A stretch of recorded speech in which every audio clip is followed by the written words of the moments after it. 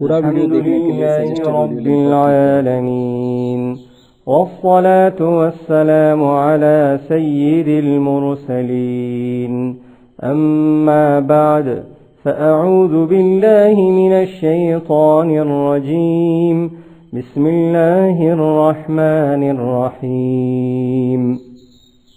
سبق نمبر 21 تفخیم و ترقیق۔ وقف کے معنی رکنے کے یعنی موٹا پڑھنا، اور ترقیق اس کے معنی حرف کو باریک آواز اور سانس دونوں کو ختم کر دیں۔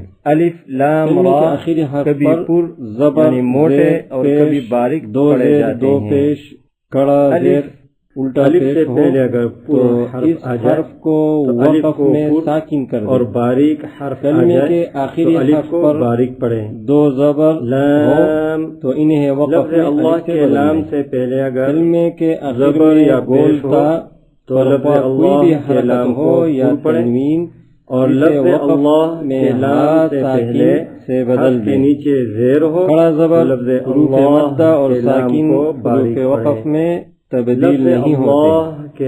مشدد حرف پر وقف کی صورت میں تشدید باقی رکھیں مگر حرکت کو ظاہر نہ ہونے دیں۔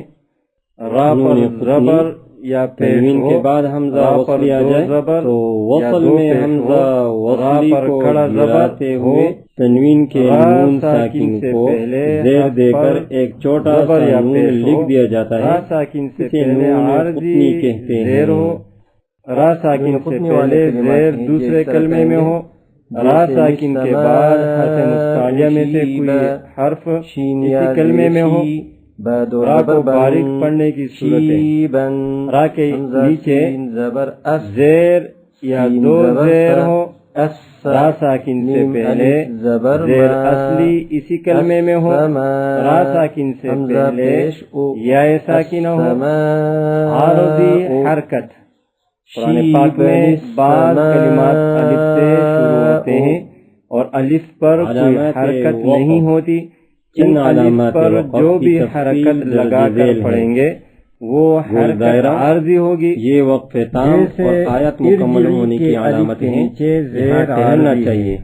نیم ایک ہی کلمے میں راز کی علامت ہے، یہاں ضرور ٹھہرنا چاہیے، اور اس کے بعد حرف مستعلیہ وقف مطلق کی علامت ہے، یہاں ٹھہرنا بہتر ہے۔ یہ وقف جائز کی علامت ہے، یہاں ٹھہرنا بہتر اور نہ ٹھہرنا بھی جائز ہے۔ پورا ویڈیو دیکھنے کے لیے سجیسٹڈ ویڈیو لنک پر کلک کریں۔